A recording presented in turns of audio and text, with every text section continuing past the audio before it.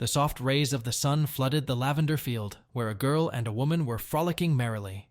Throwing her arms out to the sides, Eluana, laughing provocatively, ran into her mother's arms. But before Eluana even had time to touch the woman, I don't understand where the iron bars came from, cutting her off from her mother. The girl called her mother, asking her not to leave her. Eluana continued to reach out to her mother through the bars, but the woman did not seem to hear her daughter. The morning sun rays penetrated into the small room, causing the bars on the windows to cast a shadow on the girl who was not lying on a hard blanket. There were tears in her eyes from the nightmare, and her lips continued to whisper a quiet, "Mom."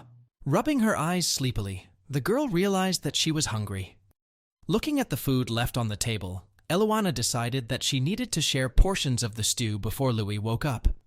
With trained movements, the girl transferred everything nutritious from one plate to another, leaving herself only the liquid stew. After adding some liquid from the bottle to her stew, the girl drank the contents of the plate in one gulp. Suddenly, the girl felt someone tugging at the hem of her dress. Turning around, Eluana saw her panicked brother, who was still clutching the hem of her skirt in his palm. Surprised that the boy woke up so early, Eluana immediately thrust a plate of stew into his hands, ordering him to eat before it got cold. The girl admitted that she was hungry, so she ate first. Looking at the thin stew in the bowl that his sister hadn't finished eating, Louie wondered what was wrong with her bowl of stew. Noting that the boy was too smart for a child, Eluana replied that she was simply full, suggesting that it was because she drank too much water. Having thrust a bottle into the boy's hands, Eluana ordered him that he should drink more water so that he would not feel hungry for longer. Louis immediately began to carry out his sister's instructions. The silence was pierced by a loud bell ringing. The girl immediately grabbed her frightened brother, covering him with a blanket and ordering him not to move. Leaning against the bars, Eluana began to look out for the cause of the general commotion. It was Regis, the first prince. He was currently heading to the village of Aden, and he was such an idiot. For Regis Begimul Portone, the first prince of the empire, there are many reasons to kill people. Because it was raining, because he was in a bad mood, because you didn't greet him. For him, anything could be a reason for murder. Looking at the guy passing by from behind the prison bars, Eluana decided that he was that crazy bastard prince. Approaching the girl's cell, the prince bent down, ingratiatingly wondering if the man had come for her. The prince asked if the girl wanted to tell him where Ronvita was now. Eluana just snorted a short, "I don't know." Eluana admitted that her father simply wanders anywhere. He doesn't have a clearly defined route. In this case, Regis said that he had no choice. The prince asked whether the girl would receive all the blows alone this time, noting that today was the 18th time. Gritting her teeth and remembering all the open wounds that remained from the batog and had not yet healed from the previous beatings, the girl replied that she would take all the blows alone. Suddenly Louie, who had been hiding under the blanket all this time, ran forward, covering his sister. The boy stated that he would be the one receiving the blows. Eluana asked Louie to move away, otherwise her sister would get angry. But the boy refused, barely holding back the tears that came to his eyes. Throwing the whip over his shoulder, Regis noted how dramatic it all was. The prince wondered who he should beat. Shielding her brother with herself, Eluana declared that she would take all the blows upon herself. Smiling contentedly, Regis ordered the cell door to be opened. Having closed her eyes, the girl with tears in her eyes mentally begged the man not to open the door. The man got scared, continuing to poke the key into the lock. Regis got angry and asked what the problem was, to which the man admitted that the door did not open. Just a moment, and the stone wall is painted in scarlet splashes, and the silence is pierced by the heart-rending scream of a man who immediately grabs his wounded eye. Shaking off the bloody whip, the prince boredly remarked how useless the man was. As he walked away, Regis ordered the man to hold it open until he returned from the forest. Soon the man disappeared behind the prince, still holding his hand over his wounded eye. Eluana recoiled in fear from the bars. The girl did not understand at all what had just happened. Standing nearby, an equally frightened Louie told his sister that she was a fool, and he too could withstand blows. In response to this, the girl called her brother an even bigger fool. Approaching her brother, Eluana promised that she would definitely tell him when she realized that she could not stand it. Despite the open wounds on her back, the girl said that so far everything is tolerable. The boy suddenly burst into tears, throwing himself into his sister's arms, continuing to call her a fool. Suddenly, the prison doors opened, making the girl scared and hugging her brother even tighter. 2 guards were leading a young man by the arms who was barely dragging his feet with his head down. Watching as the guy was pushed into the cell with all his might, causing him to collapse on the floor, Eluana wondered who this man was. Eluana's mother died when Louie was born, and her father was taken away by an accident. Therefore, Louie was left with only Eluana, who, as fate would have it, became the new head of the family. In order to somehow survive, Eluana took her father's name and began selling swords. Traders claimed that these were swords created by Master Ronvita. But the problem was that people started talking about the sword everywhere. It even attracted the attention of First Prince Regis, who heard that the famous sword of Ronwit was here. Looking at the sword, Prince Regis suggested comparing it with the blade he had, and then they would check if those rumors were true. The girl then still thought that the prince was a real idiot if he thought that this sword could surpass the real one, forged by the dwarves. Looking at Regis, Eluana decided that he was going to swing. But to everyone's surprise, the rumors turned out to be true. From the blow, Prince Regis's sword split into 2 pieces. Eluana was very frightened by what happened. Prince Regis decided that some kind of spell must be cast here, because there was no other way to break the crown prince's sword. Furious, the prince announced that the girl was lying to him. He ordered the 2 to be seized and thrown into prison, and also Ronvita to be captured and brought to him. So Eliana and Louie ended up locked here. The girl still did not take her eyes off the new prisoner, who continued to lie on the ground, unable to rise. She wondered who it was. Eluana noted that he was not like those she had seen in Aden. Watching the guy continue to lie on the floor without moving, Eluana was afraid that he had died. Having finally come to his senses, the guy did not understand where he was. He quietly hissed that a certain hawk had betrayed him. The prisoner realized that he had been poisoned. He had no more than 3 days to remove the poison from his body. Noticing that the guy had come to his senses, Eluana noted that he was not from Aden and asked what he was doing in this prison. The girl suggested that if he was from Aden, then he must live near the western border.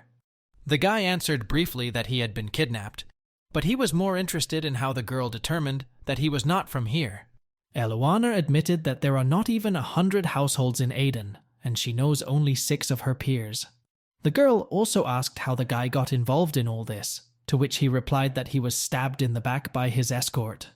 With a bitter smile on his lips, the guy will note that it was so wrong of him to trust his escort. The girl eagerly declared that she saw nothing wrong with trusting someone. Eluana noted that it is wrong to be someone who cannot show an ounce of empathy. The guy introduced himself as Khazar and asked what the girl's name was. She introduced herself as Eluana Vita, and the boy quietly added that he was Louie Vita. Khazar noted that if they are Vita, then Ron Vita, the author of The Dazzling Deadly Night and The Silent Black Sun, must be their relative. With an embarrassed smile, Eluana admitted that it was her father, even though she was the one who wrote it. Khazar noted that the girl is an aristocrat, since she belongs to the Vita family, and asked what she was doing in prison. With a sickly sweet smile, Eluana shared that even though she was an aristocrat, she could still keep her head down.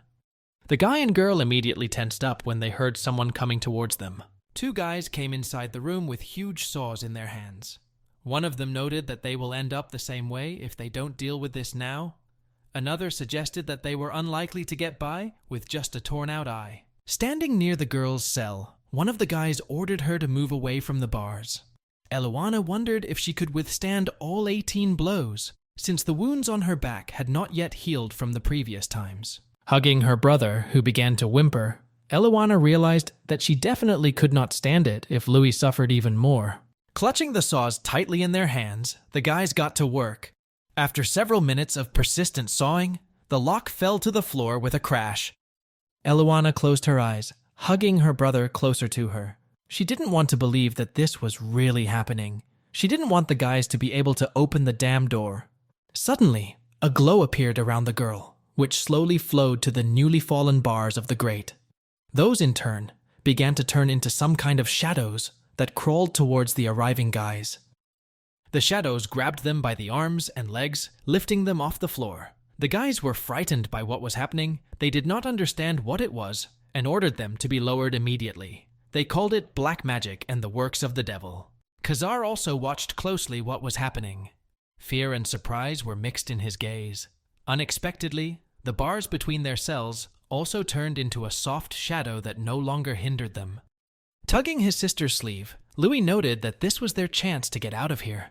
Having recovered from what she had seen, Eluana agreed that they needed to leave here first. Together with Khazar, they began to escape from their cells. Rushing away, Eluana did not notice the pebble lying on the floor, and having caught hold of her, almost flew down. But the guy caught her in time, helping her maintain her balance. Stopping for a moment, Khazar asked in surprise whether Eluana was engaged in alchemy. Eluana was a little surprised by this question. Khazar noticed that if the girl was not from the Spes family, then she could not use alchemy. Eluana did not understand what the guy was talking about. She believed that he did it. The Khazar was very surprised by this assumption. Realizing that Khazar had nothing to do with it, Eluana suggested that perhaps Louie did it.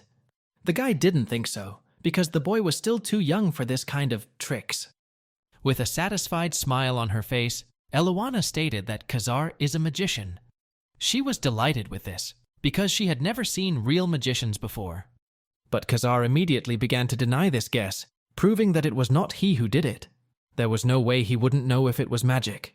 In the end, Eluana concluded that it didn't matter who did it. The girl suggested leaving here quickly, and shared that she knew a loophole. Taking her brother in her arms, Eluana walked away. Khazar was horrified when he saw the girl's back riddled with wounds. Eluana just shrugged it off, assuring that she would definitely not die from such a wound. The Khazar excitedly asked if Prince Regis had done this. Eluana confirmed, noting that these were normal things for a crazy person like him. Taking Louie from the girl into his arms, Khazar told her to simply show the way, noting that if Eluana lost consciousness in the middle of her escape, this would cause serious problems. Burying his face in the guy's chest, Louie sadly noted that he did not have the strength to carry his sister. Eluana ordered them to follow her. Climbing the stairs, Khazar asked how many soldiers were up there. Eluana replied that perhaps none.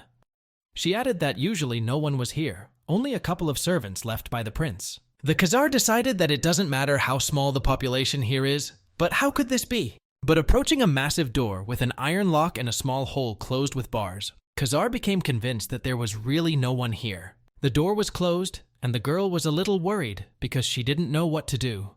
They needed to open it somehow. Without letting go of Louis, Khazar walked to the door, pushing it lightly, and it opened with a creak, making Eluana even more surprised. Eluana was delighted. She didn't understand how the guy opened it and assumed that Khazar was a magician after all. But the guy denied it again. Smiling cheerfully, Eluana said that she would keep it all a secret, because after all, it was thanks to Khazar that they got out of here. Walking along a long stone path, the company came to a thicket in which a hole could be seen. Khazar asked the girl how she even knew about this hole. Already crawling inside, Eluana replied that Louie used to love to walk here in the area, and she had to constantly look for him. Having overcome the thickets, Eluana happily announced that she was outside. Having followed the girl with Louie in his arms, Khazar asked where they should go now. Eluana noted that they should not go to the main road. She decided that they needed to return to the forest, but first asked to look into their house. Having looked at the girl, Khazar decided that since he did not urgently need to take the antidote, he could keep Eluana company for the time being. Upon reaching her home, Eluana asked Khazar and Louie to wait outside for her, noting that she would be back soon, and then disappeared into the house. The inside of the house was dark and damp. Here, everything was turned upside down. Bottles were lying on the floor, chairs were scattered around the room, and it was a miracle that a vase of flowers did not break. Moving aside one of the bricks in the wall, Eluana reached her hiding place, which she had made earlier. Opening the box, Eluana found a beautiful necklace, which, after thinking a little, she put on herself. Taking the heavy bag, the girl decided that she would not take all the coins.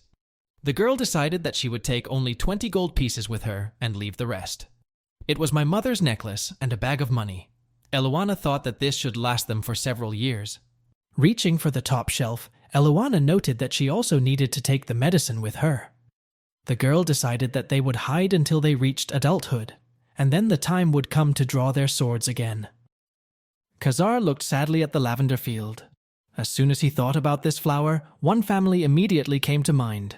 The estate of Duke Spes claimed that alchemy was a union of blood and innate talent of the Spes family, which was the strongest in the empire. Taking another look at the lavender field, Khazar decided that it was, after all, connected with the Spes family.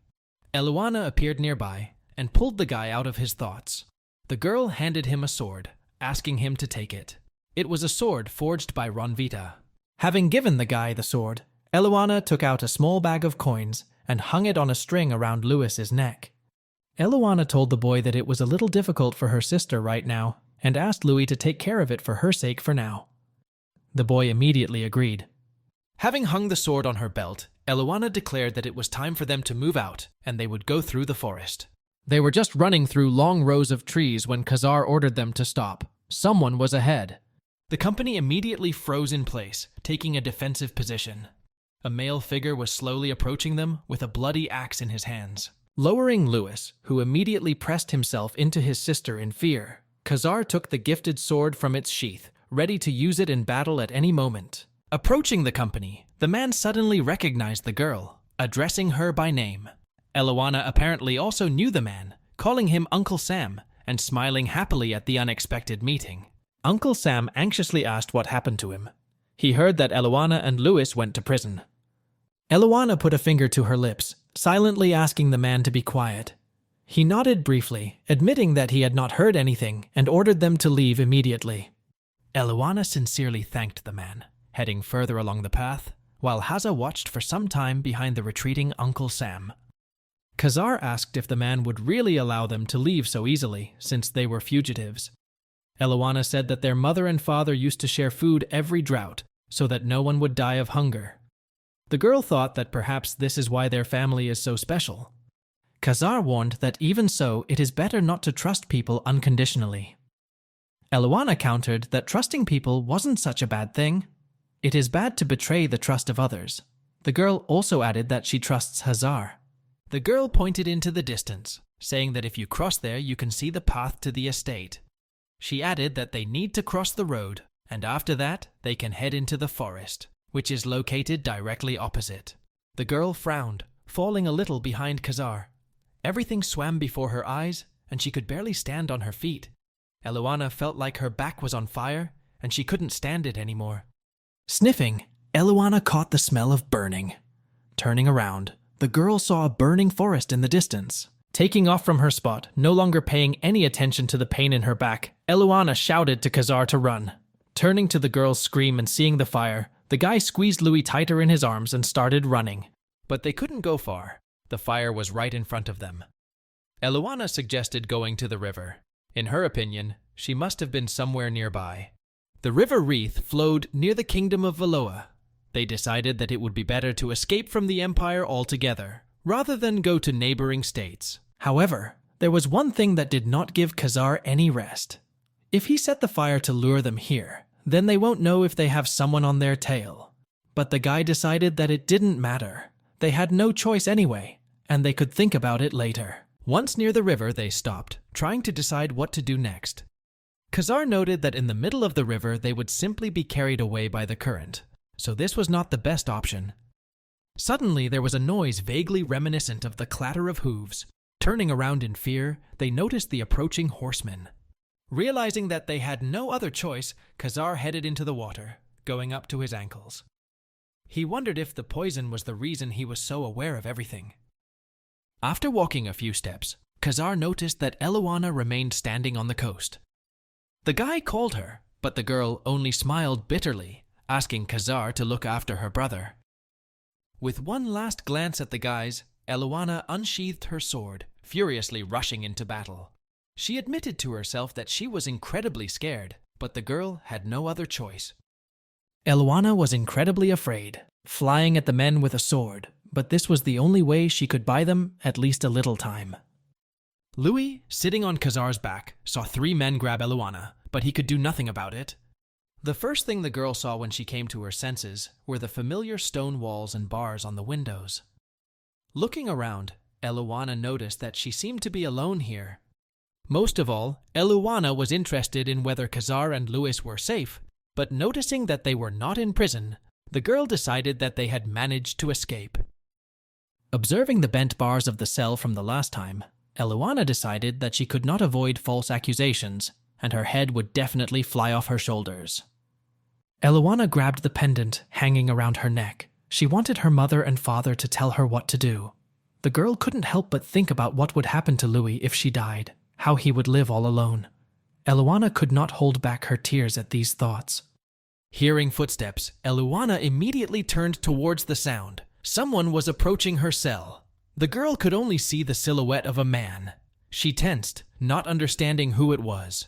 Eluana decided that this was Prince Regis. The bleeding wounds immediately responded with pain just from the mere mention of this name. But it wasn't Regis. When the man came into the light, Eluana was able to get a better look at him. He was a tall young man with a shock of blonde hair and eyes the color of gold.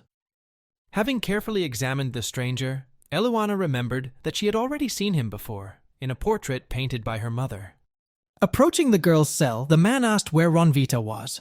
As before with Regis, Eluana replied that she did not know. The man suggested that the girl must be Stella's daughter. Eluana realized that, as she had suspected, he knew her mother. Eluana asked who he was. The man introduced himself as Tarudo Duon Spes. Eluana was quite surprised when she heard the man's last name. The Spes is a family of alchemists with power equal to the imperial family. The Duke of Spes now ruled the south. Tarudo asked the girl if she had heard of him before. Eluana confirmed that yes, she had heard. The man noted that even their voices were very similar. Either way, Taruda shared that he believes he is Eluana's father. Eluana remembered how once, when she was still a very small child, she asked her mother if she loved her biological father. The woman then replied that she loved him, perhaps even more than herself. That's why Eluana was born. The girl asked if her mother missed him. The woman admitted that she was bored. She will always miss him, until the day she closes her eyes forever. Once, when she was a little older, Eluana was rummaging through boxes and accidentally came across a portrait of a man. The girl asked her father who it was, and he honestly answered that it was her biological father. The father, who Eluana thought was dead all this time, turned out to be not only alive, but also introduced himself as the Duke of Spes.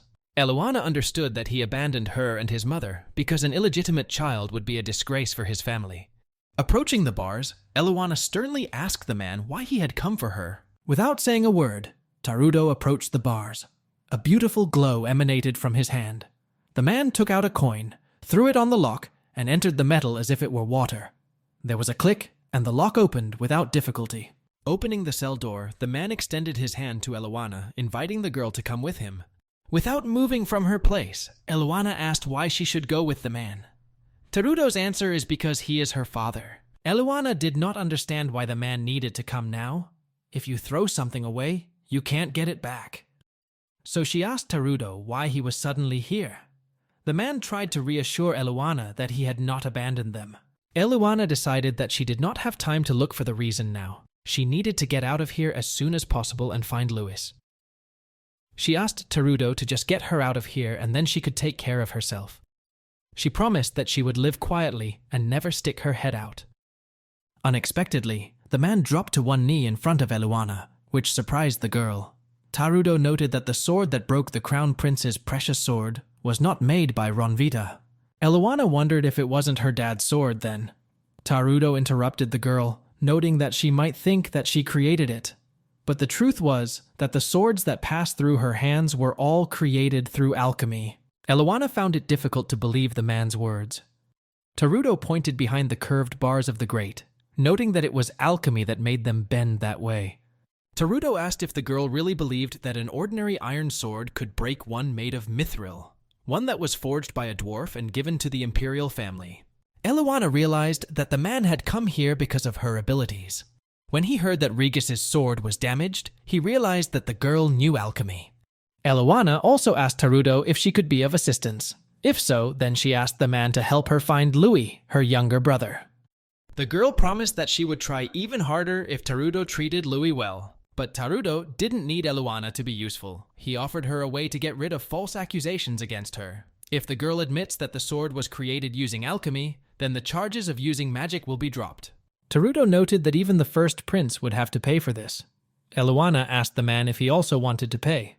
Tarudo admitted that he was going to find Eluana's brother and bring him here with him. The man extended his hand to the girl, inviting her to go with him. Eluana did not fully believe that Terudo was going to find Louis and return his brother to her, but the man assured her, swearing on his name. Giving up, Eluana placed her hand in the man's, accepting his offer. The girl turned around, about to leave, but Terudo stopped her, sternly asking who dared to raise a hand against her. Eluana didn't immediately understand what he meant, and the man pointed to the wounds on her back. The girl immediately angrily replied that it was that bastard, the first prince. But then she immediately corrected herself, realizing that she had no right to speak in such a tone and as a member of the royal family. Louie woke up in some old ramshackle house. The first morning rays of the sun penetrated through the unsealed roof, causing the baby to squint. Louie immediately stood up sharply, remembering the events of yesterday and Eluan, who was taken by the guards. Looking to the side, the boy noticed that Khazar was still sleeping. Louis crawled up to the guy, slightly slowing him down, but Khazar continued to lie motionless. Having touched the guy, Louis noted that he was very cold. The boy had tears in his eyes. He really hoped that his brother didn't die. He shouldn't have died. Louis didn't know where he was, and he needed to save his sister. Somehow opening his eyes, Khazar wheezed that he was still alive. The guy noted that he could not move his fingers. He was very glad that the current brought them here, but he could not have imagined that lighting a fire would be his limit. Khazar understood that they must be wanted. Bending over Khazar, the boy asked him with all his might not to die. The guy ordered Louis to go up the road and then go around the hut he would see. If the boy walks all day, he will arrive at a city called Yonezu. Khazar ordered Louis to find the Starry Night Inn, say his name, and ask for help. The boy had to tell that Khazar was poisoned. Khazar noted that the boy would have to go alone and asked if he could cope. After repeating all the key points, Yonez, Starry Night, saying that Khazar was poisoned, Louis assured the guy that he could do it. Louis understood that if he was delayed, his brother would be alone for 2 whole days. Taking out several gold coins from the bag, he poured them into Khazar's hand, in case he needed anything. Louis assured his brother that he would definitely return and asked Khazar to wait for him. Closing his eyes exhaustedly again, Khazar thought that it would take 1 day to get there. But Louis was a child, and it would take him about 2 days. Louis ran forward as fast as he could. He understood that they were being pursued, and he had not eaten properly for a long time, so the boy was not sure that he would be able to get to the city in safety. However, Louis promised himself that he would definitely find a way to survive once he got there. Khazar believed that the whole problem was with him. He was poisoned, and the slave trader who brought him to Aden is most likely keeping an eye on him. Khazar was not sure that he could hold out until Louis called for help. Sitting on the sofa, Regis thought about how suddenly Duke Spess burst into the imperial villa, claiming that Ron Witt's sword was made using magic, and then began to wonder where the children were. Frightened by the sudden arrival of the Duke, the prince then honestly answered that the second child had run away, and he did not know where he was.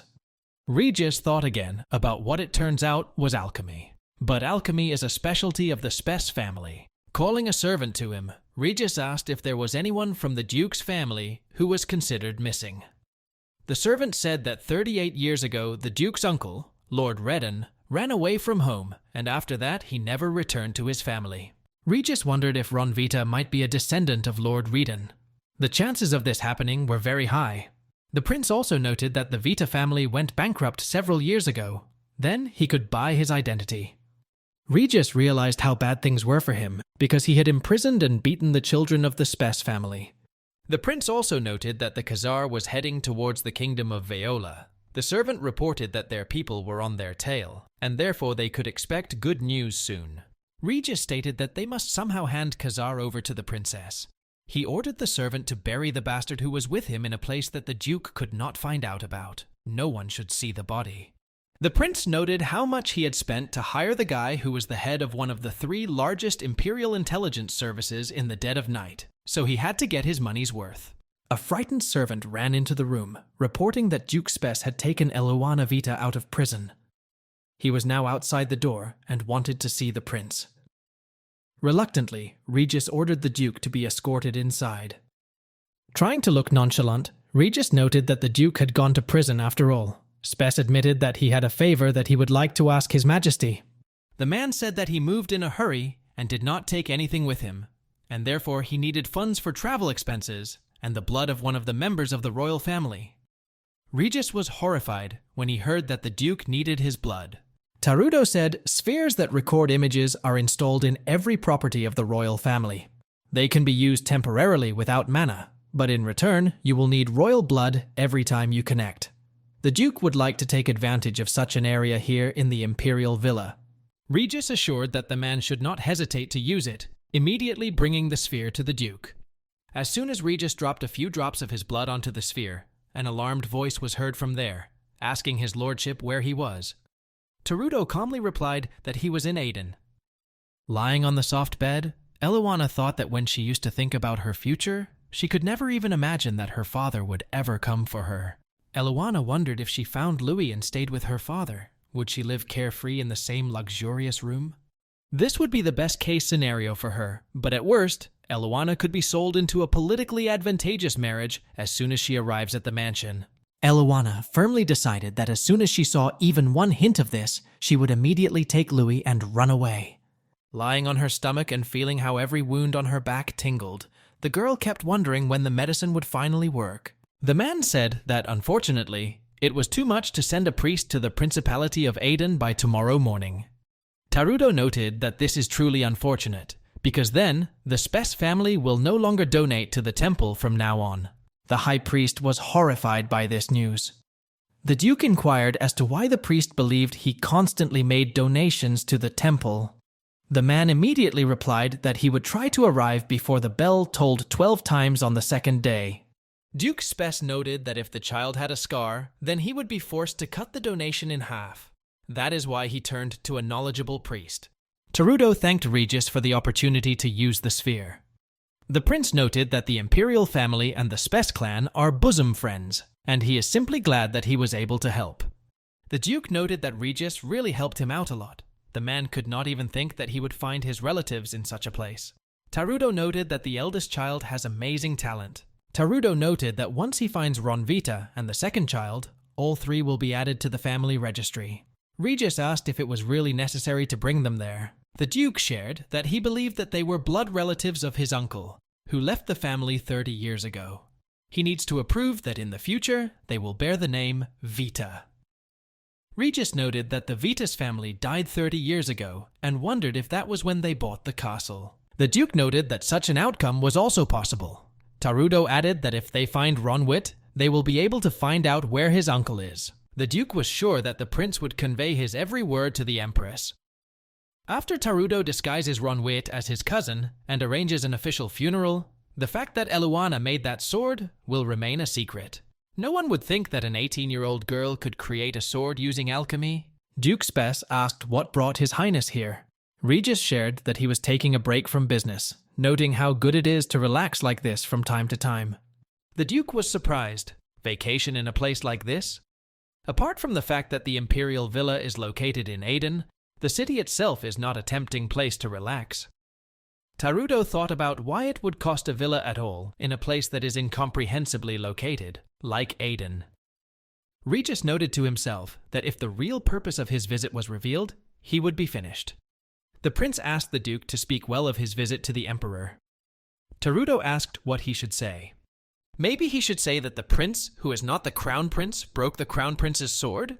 Or should the Duke mention that Regis beat his nephews?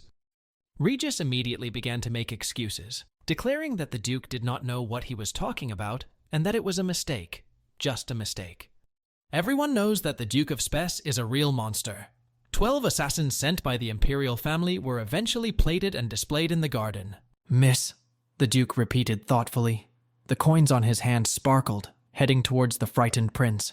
Having flown around the stunned prince, the coins returned back to the Duke's palm. Frightened and angry, Regis immediately shouted and asked Tarudo what he was doing, and how he even dared point a dagger at him. Chuckling, the Duke objected that it was not a dagger at all, but just a button, and the fact that it came off was simply a mistake. Tarudo noted that since he also made a mistake, it would not be fair to punish only his niece. Regis was surprised by this statement. An enraged Regis reminded Spes that he was Portuna, and how dare he even treat him like that? Did the Duke really think he could get away with this? The Duke noted that until this moment he had not disrespected Regis, but he wondered what the prince could do to him if neither the emperor nor the empress had succeeded. If only he weren't Spes.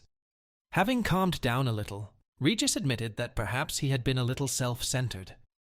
Taruto assured the prince that everything was fine. Apparently, he should return back to the emperor, but the man assured that he would definitely see the prince again very soon. Regis did not understand why he needed to see the emperor. Taruto shared that they need to resolve the issue of registering Ronwit's family. And isn't this an important issue that needs to be discussed with His Majesty the Emperor? Regis nodded nervously, agreeing with the Duke. The prince hoped that Taruto would not talk about the fact that the crown prince's sword was broken. The Duke said that he would probably return to his niece, but he wanted to ask for one more favor. Regis was a little scared, not understanding what the man could ask of him. Taruto insistently asked the prince to refrain from ever again laying a finger on Spes by mistake. Tossing the buttons in his hand, the Duke said that he wanted the prince to know that he cares about every member of the Spes family. When the door closed behind the Duke, the prince clenched his fists forcefully. He was furious that Taruto dared to threaten him. Louie hurried as fast as he could, hardly noticing anything around him. Miraculously seeing a cart passing by, the boy managed to stagger to the side, painfully falling on his knees to the ground. After catching his breath, Louie noticed a lot of sparks around him, reminiscent of fireflies. The boy was surprised. He noticed that they followed him before and continued to do so. Louie tried to touch them, but he couldn't, from which he concluded that they were not fireflies.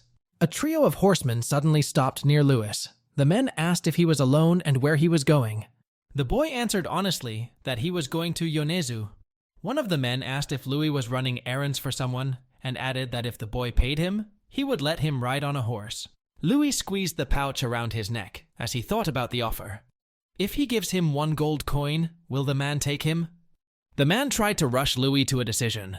Suddenly, the boy noticed that the specks flying around him were trying to stop him. Finally, the boy replied that he had no money and was just going to his dad.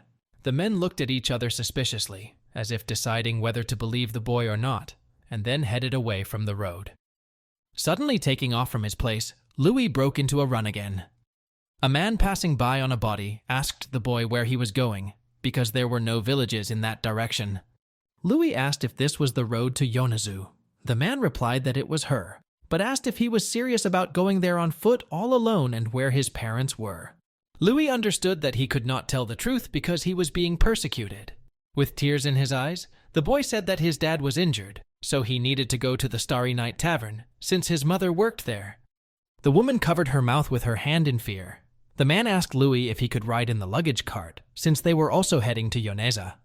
The boy smiled joyfully, thanking the kind strangers, and climbed into their cart. After asking the boy if he had eaten, the man handed him bread. The woman asked Louie in surprise why he was dividing it into 3 parts, to which he replied to share it with his mom and dad. Having reached the Starry Night Tavern and going inside, Louie began to look around in fear. The worker immediately drew attention to the boy, asking what he needed here. Louie said that Brother Khazar told him that here he could ask for help. The boy said that Brother Khazar had been sent. The man asked what the boy meant. He didn't quite understand him. Louie tried to remember exactly what Khazar told him to say, but the right word flew out of his head. Louie tried to explain that his brother was completely cold, and he couldn't even open his eyes. After thinking for a moment, the man asked Louie to show him the way to Khazar. When Khazar came to his senses, he noticed that he was no longer in that ruined hut, but in a beautifully furnished house. He was lying on a soft bed, covered with a warm blanket. Turning his head, the guy noticed Louie sitting on a chair.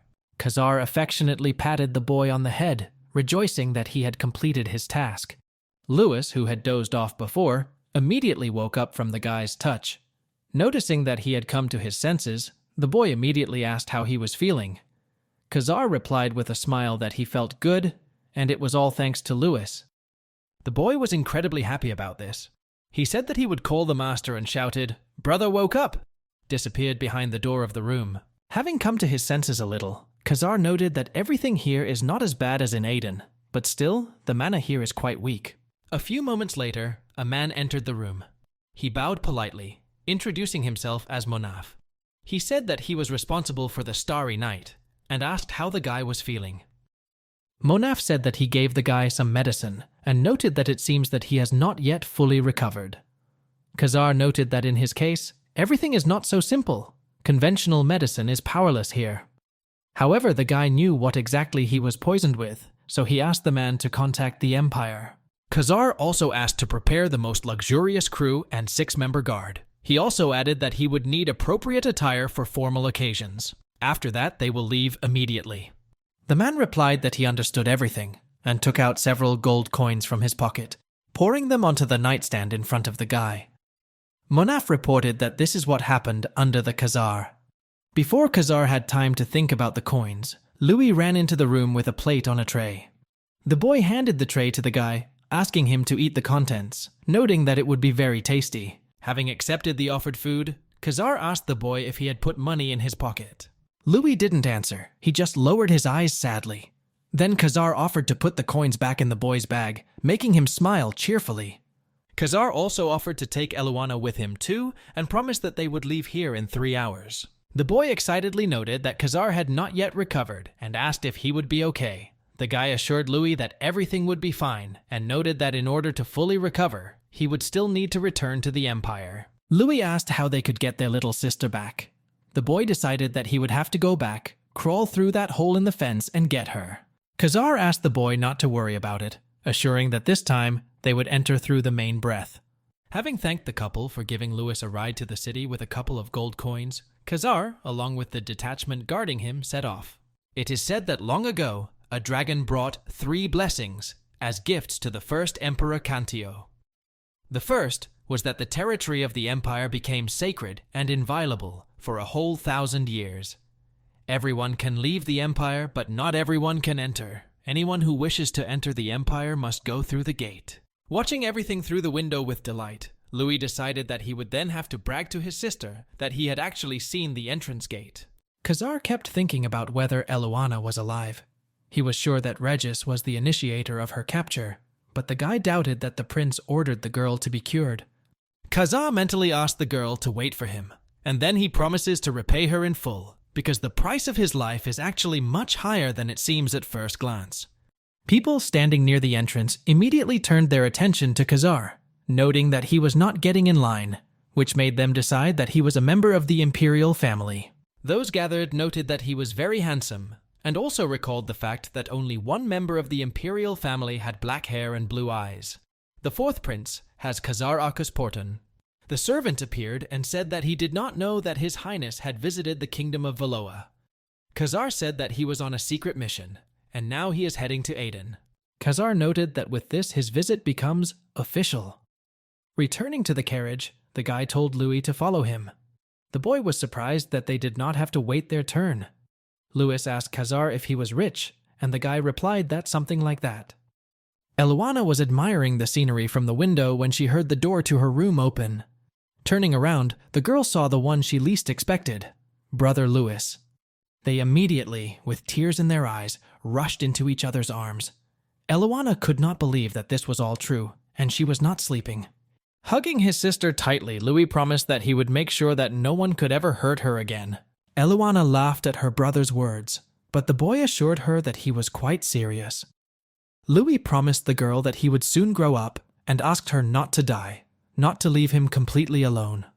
Turning towards the sound of footsteps, Eluana saw Khazar. She was surprised by his appearance, even in this form. The guy extended his hand to her, inviting her to go with him, saying that they had come to pick her up. Eluana became worried that Khazar was also caught by the soldiers while they were looking for Louis, but the guy assured that they were not here because they were caught. They themselves came for the girl. Khazar did not understand why the girl was in the guest room and not in the cell, but grabbing her hand, the guy ordered Eluana to follow him. Khazar noted that the girl need not worry about the first prince. If they came through the main entrance, he wouldn't be able to stop them. Eluana noted that she thought she would be fine, even if she stayed here. Suddenly, a strong roar was heard. An unknown person appeared in front of them, embraced by tongues of flame, which immediately headed towards the guys. Khazar sharply ordered everyone to duck down.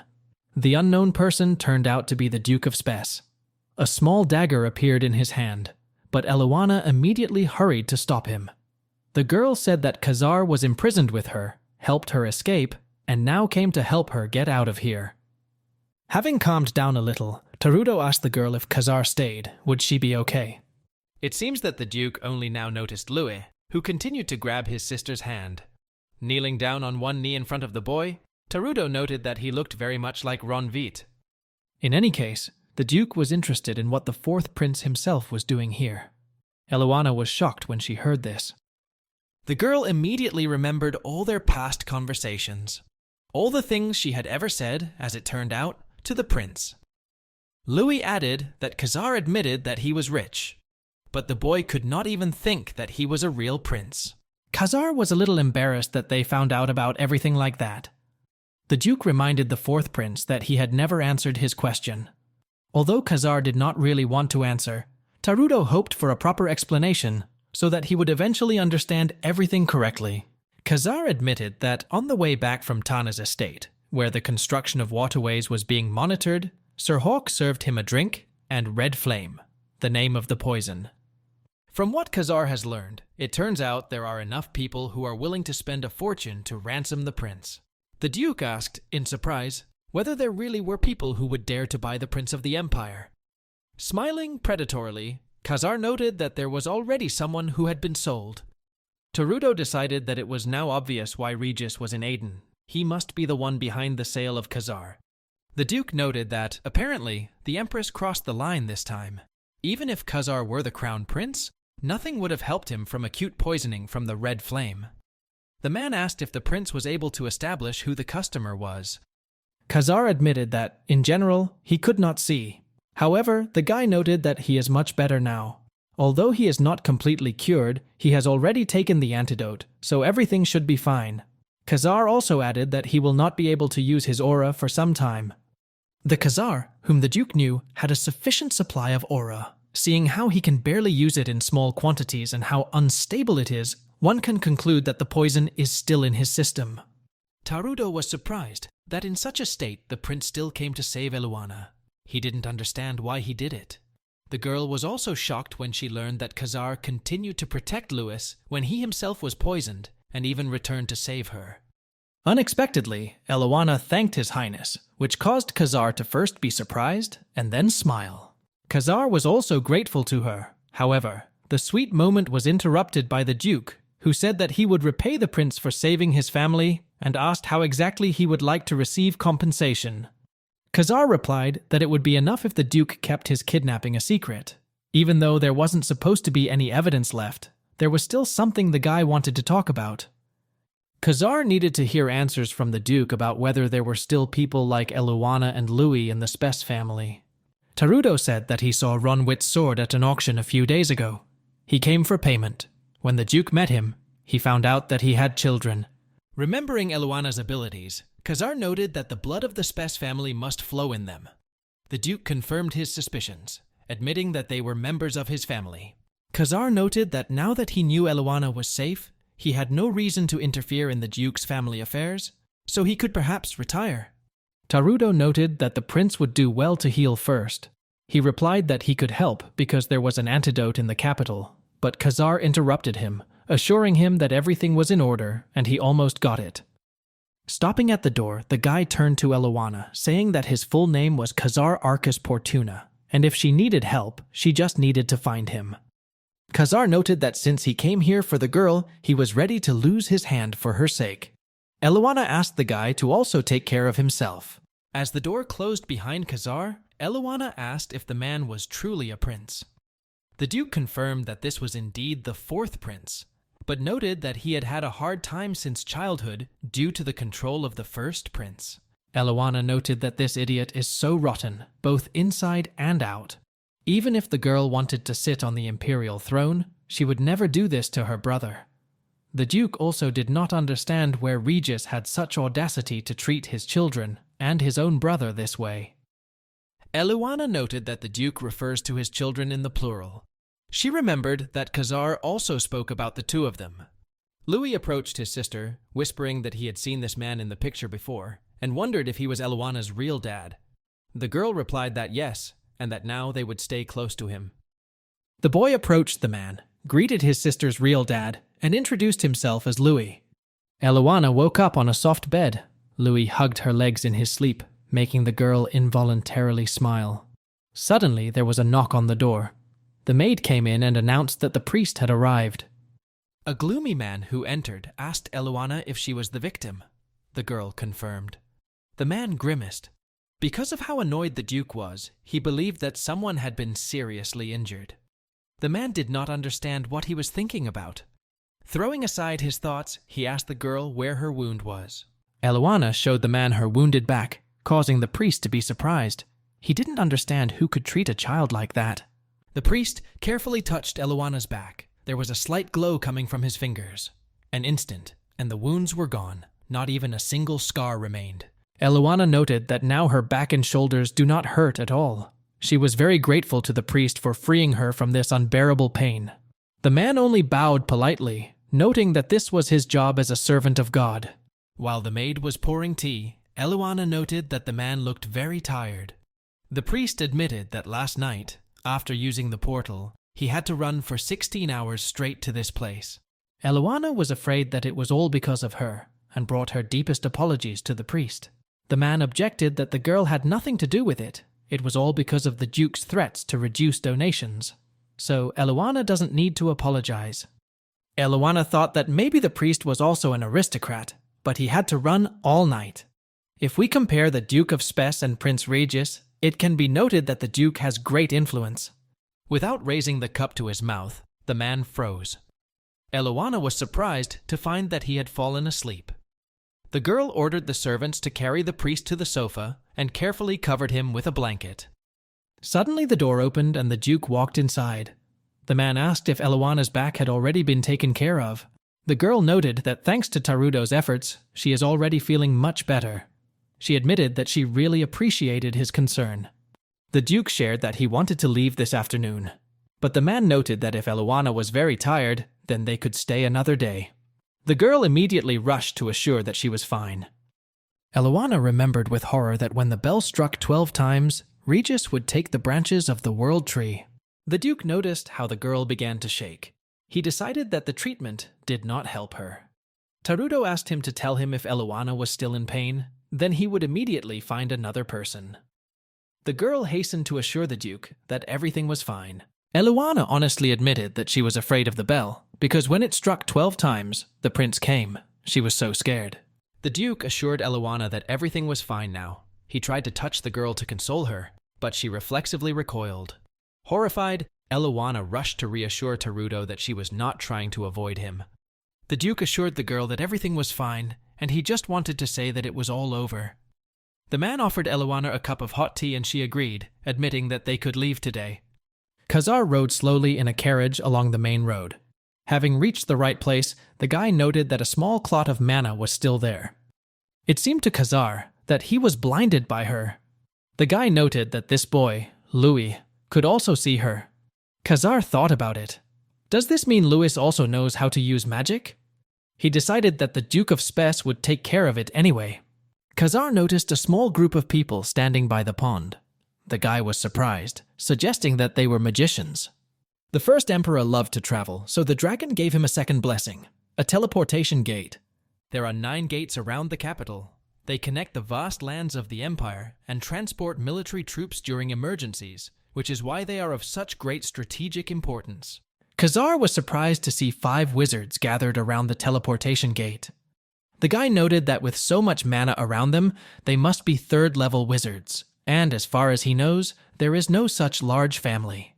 Not to mention they don't have robes on. Khazar assumed that they were from the Western Magic Tower. In an era where dragons disappeared, most people lost their attachment to mana, and those few who became wizards died without even reaching the 1st level.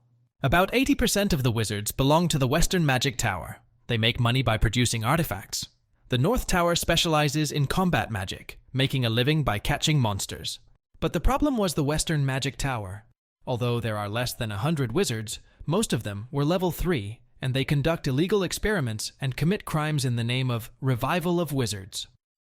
They are known to lend money to other wizards, and if they do not repay the debt to the Western Magic Tower, they turn them into slaves and conduct experiments on them or use them to make artifacts.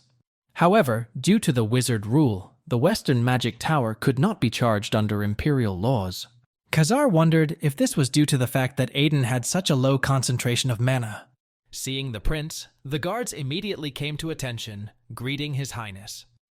Khazar asked which tower these wizards belonged to. One of the guards fearfully replied that they had a pass issued by the imperial family. This more than surprised Khazar. The carriage slowly moved forward along the road. Louie slept peacefully on Eluana's lap, and the girl could not take her eyes off the Duke. She kept thinking about how he would react if she told him the truth about her father's death. Eluana decided that in the worst case, she would have to run away with Louie, and therefore honestly told the Duke that her father had died in an accident last year.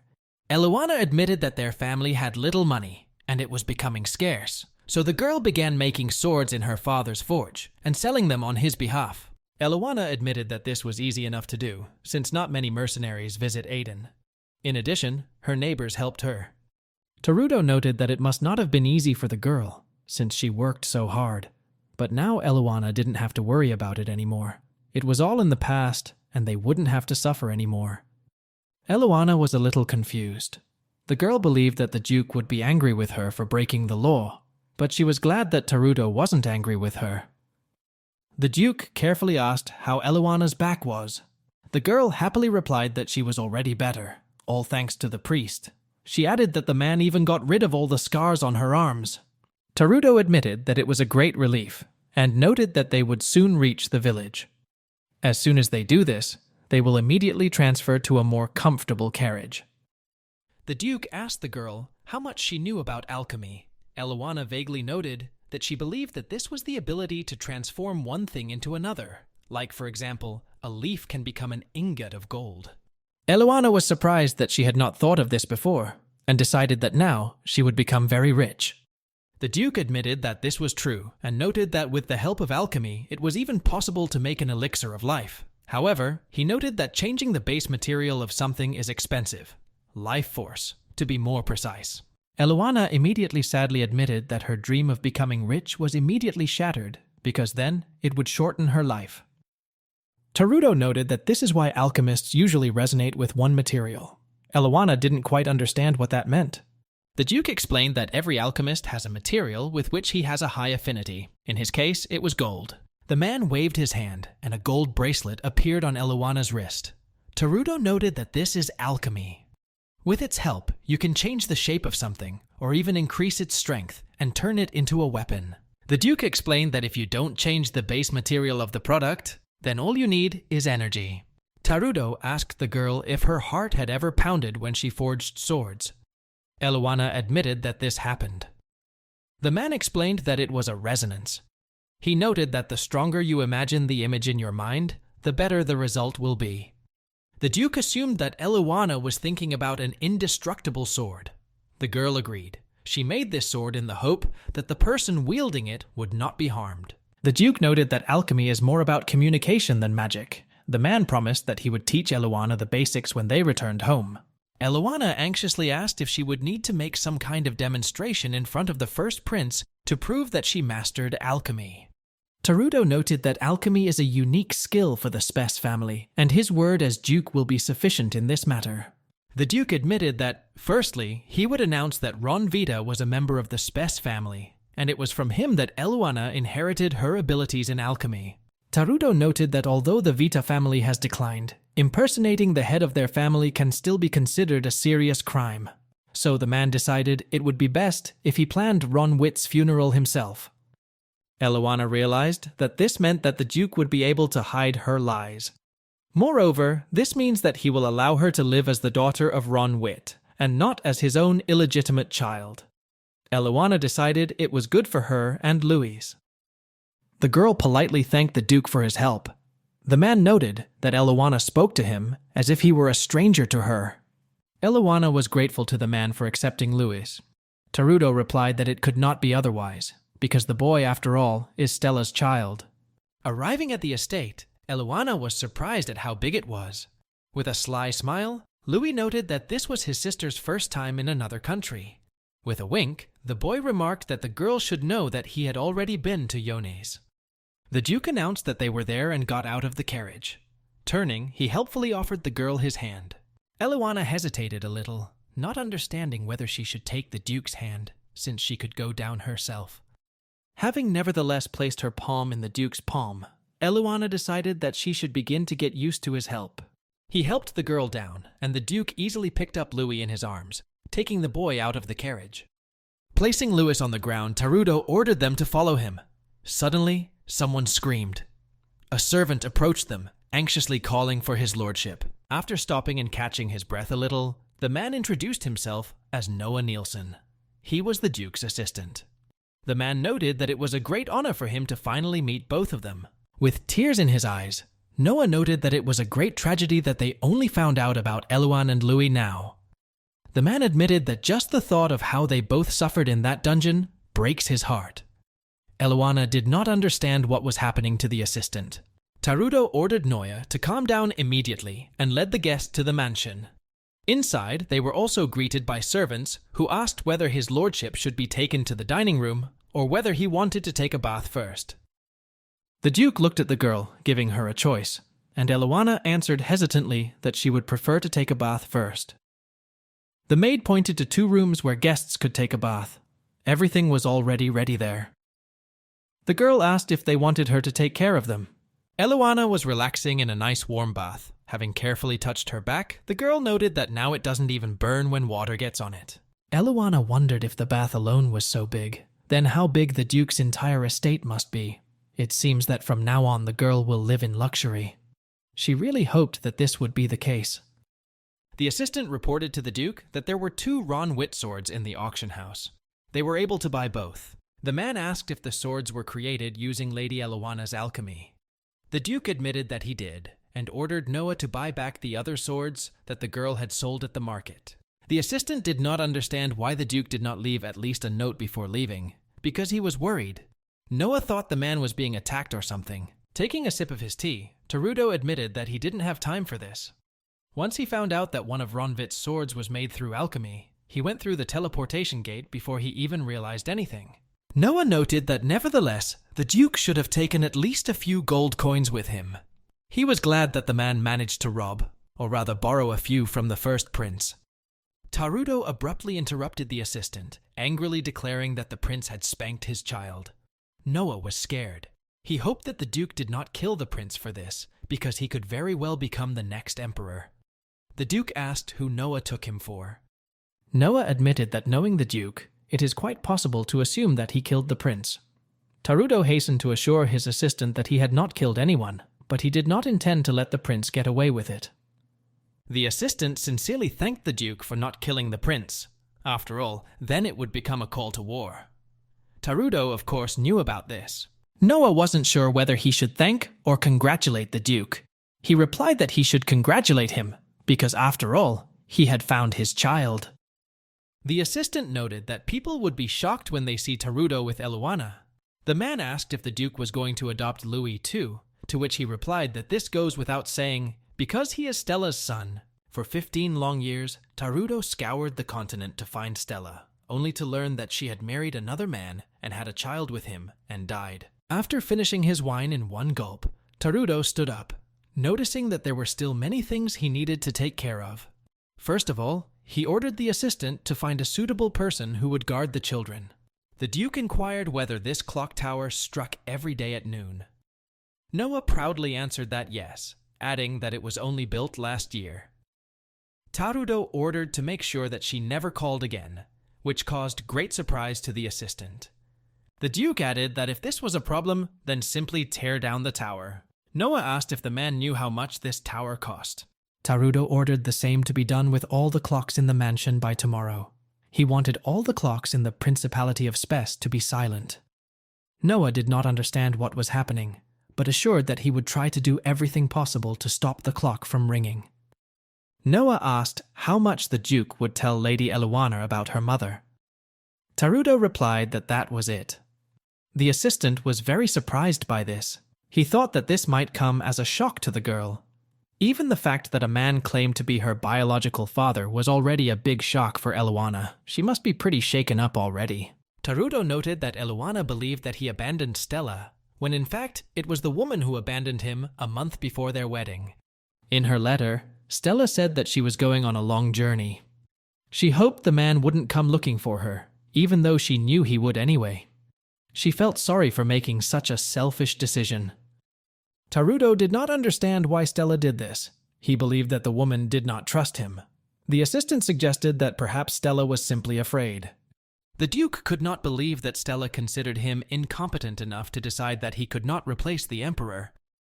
Noah suggested that perhaps this was what the woman was afraid of. Noah noted that the Duke was ready to go to war for Stella, but the woman did not want to be the reason for it. The assistant suggested that this might be why Stella turned to Ronavita for help. He also seemed to have a soft spot for Lady Eluana, even after her mother's death, and the Duke was grateful to him for this. Suddenly a quiet knock was heard on the door. Taruto told the newcomer to come in, and Louie's worried face appeared from behind the door. The assistant, breaking into a touching smile, immediately asked the baby what he needed. Louie said that he wanted to thank the Duke for bringing them here. The boy promised that he would not eat much and would not cause trouble to anyone, so he asked to be allowed to stay here with his sister.